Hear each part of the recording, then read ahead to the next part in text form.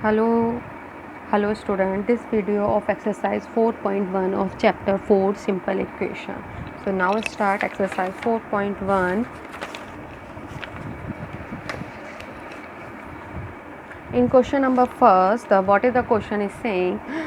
Complete the last column of the table. In this question you can easily see एक table आपको given है, उसके last column को हमें कंप्लीट करना है. In this table first column serial number are given, in second column equation given है, number third column value given है जो भी वेरिएबल है. इन सारे इक्वेशंस में एक्स वेरिएबल है, so value of X are given. अब हमें बताना है से whether the equation is satisfied means yes and no में हमें आंसर देना है. इसका मतलब क्या है, अगर हम एक्स की वैल्यू 3 इसमें रखते हैं, LHS में इसके x इक्वल्स टू 3 रखते हैं, x की वैल्यू जो गिवन वैल्यू है वो हमें रखते हैं, वो अगर हमारा RHS के बराबर आता है तो it means this is satisfied, तो यस लिख देंगे, और अगर बराबर नहीं आता है तो अनसेटिस्फाइड नो लिख देंगे. It is clear. If the value of x equate the LHS and RHS, then this is satisfied, and if this is not equate means this is not equal, then this is not satisfied. Okay, so it is quite easy. Here we solve it. Now x plus 3 equals to 3 put करना है. So in this question LHS हम लेंगे, x की जगह 3 put करना है, then plus 3 this equals to 6. You can सी कि हमें इक्वल में 0 लेके आना है, बट यहाँ पे क्या मिल रहा है हमारा 6 means not equals to 0, so this is not satisfied means no. Next part में देखते हैं x plus 3 equals to 0, X की जगह 0 पुट करना है. हियर इधर देखते हैं x की जगह 0 पुट करते हैं, 0 plus 3 so equals to 3, and again you can see हमें क्या प्रूफ करके लेके आना था 0, so it is not equals to 0, so this is not satisfied, again no. Next x plus 3 equals to 0. Now we have to put the value of x equals to minus 3. Now here we write minus 3 plus 3, minus 3 in place of x and plus 3 according to the equation. Now minus 3 and plus 3 is 0, or you can see this is equals to the RHS, so this means minus 3 satisfy the equation, so here we can write yes. Okay, now next part x minus 7 equals to 1, x equals to 7 put करना है, so put x equals to 7 here, 7 minus 7 equals to 0 or not equals to 1, so this is not satisfied, so answer will 0. So according to this pattern you have to solve all the question. If any query you will get, then ask me. Okay, now question number second. It is very easy exercise, no doubt. In question number second, what is the questioner saying? Check whether the value given in the brackets is a solution to the given equation or not. Means जो brackets में value given है वो बताना है वो question का solution है या नहीं.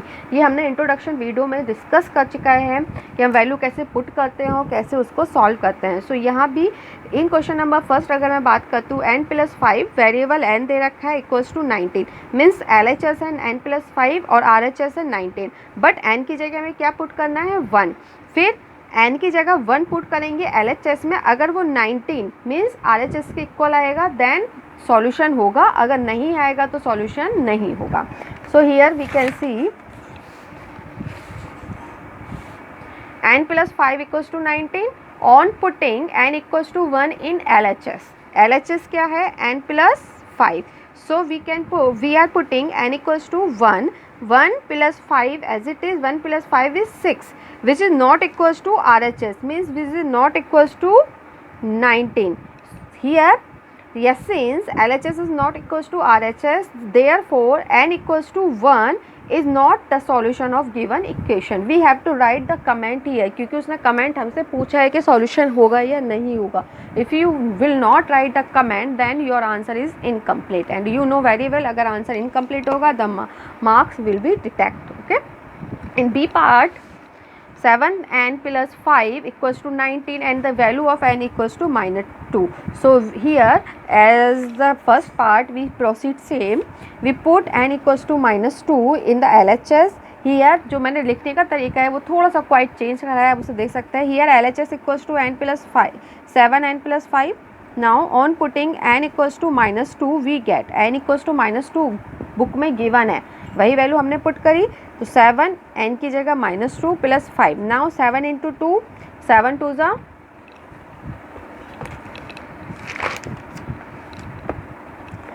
14 plus 5 as it is, since minus के 2 का तो -14. Next -14 plus 5 equals to plus minus minus, so 9. 14 minus 5 is 9. 14 means बड़ी वैल्यू नेगेटिव के, तो आंसर आ गया माइनस के 9. नाउ यू कैन सी लेके हमें आना था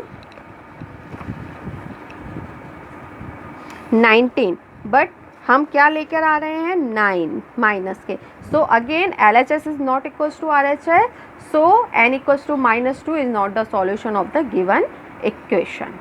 ओके, इसी टाइप से फर्दर पार्ट्स आपको प्रोसीड करने हैं. सेम प्रोसीजर है, very easy. If you got any problem then ask me. Okay, now question number 3.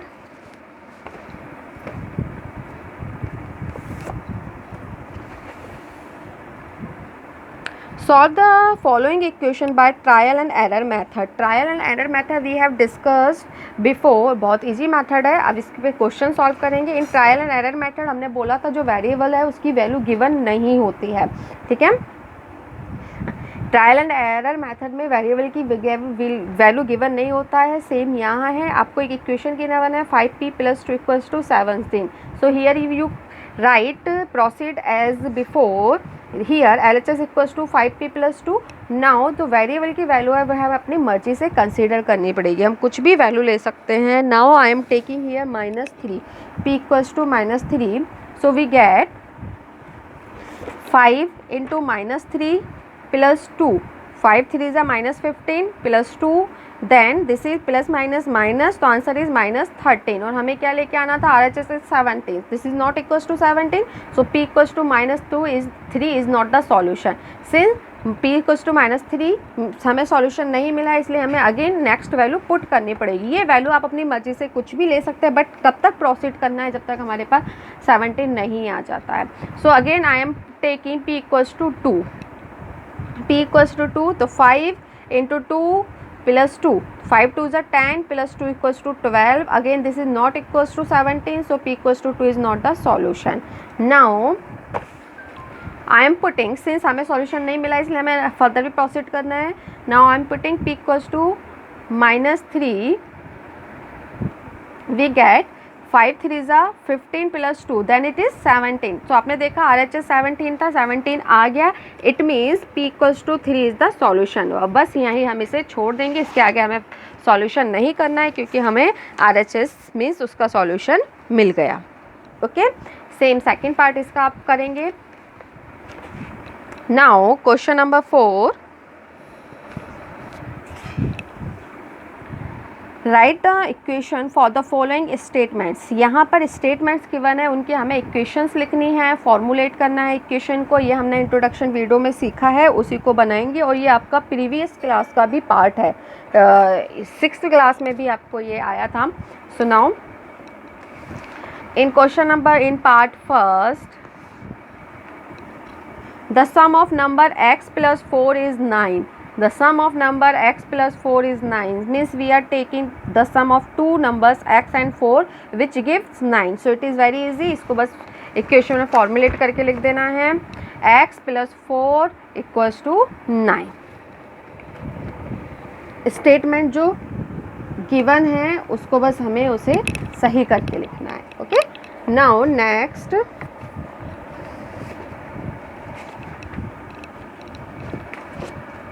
now I'm taking third one. 10 times a is 70. means 10 times a is 70. a का 10 times 70 है. Very easy words में मैंने आपको बताया. तो 10 times of a equals to 70. Very easy. now I am taking 6th part. 7 times m + 7 gets you 77. 7 times m means m का 7 time means 7m. m time 7 time of m is 7m. +7 gives you या gets you 77. तो 7 time ems plus 7 equals to 77. So this is the required equation. Now I'm taking the last one. If you add 3 to 1/3 of z, you get 30. If you take 3 to 1/3 of z, you get 30. If you add 3, अब यहाँ पे हमें add करना है 3 किस में, 1/3 of z. z का 1/3 क्या होगा स्टूडेंट, z का 1/3 क्या होगा, z/3, उसमें ऐड करना है +3. So we get 30. So it is very easy. इसी टाइप से सारे प्रोसीजर हैं. You can see here and note in your notebooks. Now question number 5. Write the following equation in statements forms. यहाँ पर question number 4 में statements लिख रहा था, आपने उसको इक्वेशन में कन्वर्ट करा था. सेम इसका कन्वर्जन है इधर. यहाँ आपको स्टेटमेंट्स इक्वेशन गिवन है, उसको आपको स्टेटमेंट्स में कन्वर्ट करना है. ठीक है. In question number first, part first, p + 4 = 15. So it is very easy. जैसा कि फर्स्ट पार्ट है उसी के अकॉर्डिंग से कन्वर्ट कर सकते हैं हम, बट इसमें हमें इंटीजर लेना, सॉरी,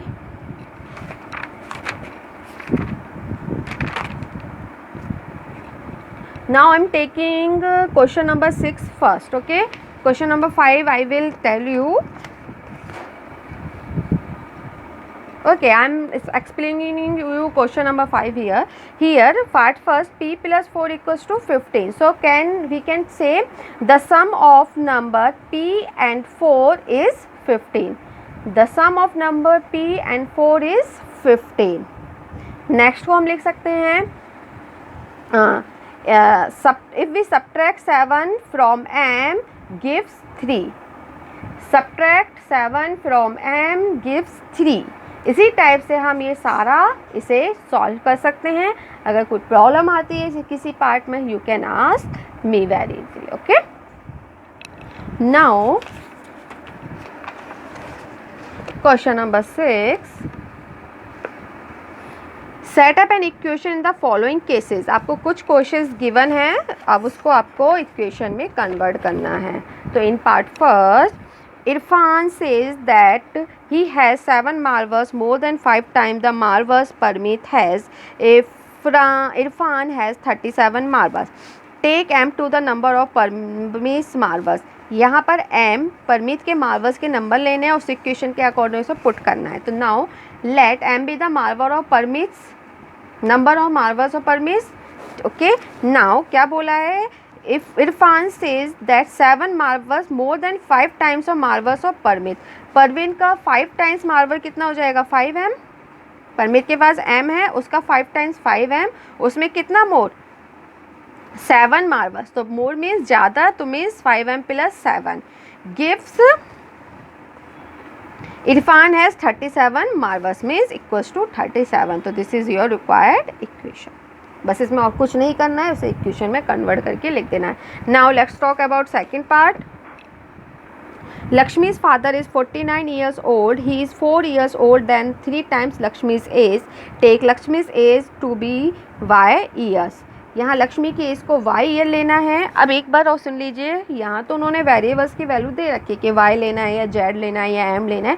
अगर ना दी गई हो क्वेश्चन में तो आप अपनी मर्जी से कोई भी वेरिएबल ले सकते हैं. There is no compulsion. Okay, Lakshmi's as y हमने ले लिया है. Now Lakshmi's father is 49 years old means equal कितना आएगा, 49.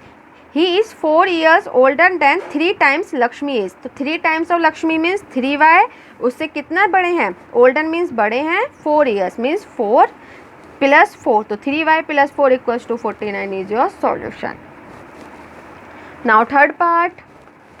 The teacher tells the class that the highest marks obtained by a student in her class is twice the lowest marks plus 7. The highest score is 87 means equal to वाली value हमारे पास 87 है. उसके बाद बताना है take the lowest score to be L, और जो लोएस्ट स्कोर है उसे हमें L लेना है. So take it the lowest score be L. क्या बोला है क्वेश्चन में, highest marks obtain by the student in her class is twice the lowest marks plus 7. Twice the lowest marks means 12 plus 7 equals to 87. It is quite easy. Now next part. In an isosceles triangle, the vertex angle is twice either base angle. Let the base angle be in degrees. Remember that the sum of angles of a triangle is 180 degree. ये आपने दे रखा है. वैसे भी angle sum property होती है. The sum of all angles of a triangle should be 180. तो वहाँ यह गिवन है. और आइसोस्केलस ट्राइंगल क्या होगा बच्चों? जिसकी दो आर्म्स इक्वल हुआ, दो साइड शुड बी इक्वल. तो उसने क्या दे रखा है? वो हमें बी लेनी है. ठीक है. और जो वर्टेक्स है वो ट्वाइस है. ठीक है. तो इसमें क्या ले लेंगे बेटा? वर्टेक्स मीन्स दो तो आर्म्स हमारी इक्वल हैं, दो साइड तो इक्वल हैं, वो तो बी हो गई. जो अनइक्वल है, जो वर्टेक्स है, वो कितनी है? 2b. उसका ट्वाइस. तो क्या हो जाएगा? 2b plus b equals to 180. Now 2b plus 1b 3b plus 1b 4b. तो 4b equals to 180. This is your required equation. So this is all about exercise 4.1. Thank you.